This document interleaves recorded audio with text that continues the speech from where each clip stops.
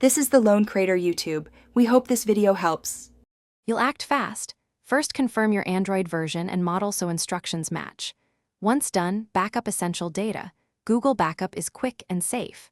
Now open Settings and go to Apps or Notifications to find the offending app. You need the app name before removing ads. Make sure to scan recent installs and apps with high notification frequency. This prepares you to disable ad permissions or uninstall immediately, saving time and avoiding accidental removals. Next, target the app. Force stop it, then clear cache and clear data to remove temporary ad settings. This often stops pop-ups instantly.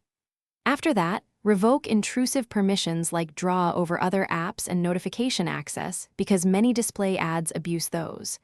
If the app persists, uninstall it. When uninstall is blocked, disable it or uninstall updates. Make sure to run Play Protect Scan and consider installing a reputable ad-free replacement. Finish by hardening the device. Enable secure DNS or use a system ad-blocking DNS service and install an ad-blocking browser for safer browsing. If ads continue, reboot into safe mode to see if a third-party app is responsible. Uninstall any suspicious apps found there. As a last step, reset app preferences or factory reset if necessary, only after backup.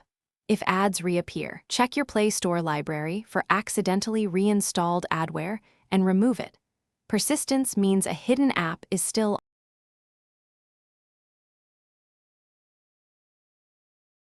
Thanks for watching. Consider subscribing if we helped you.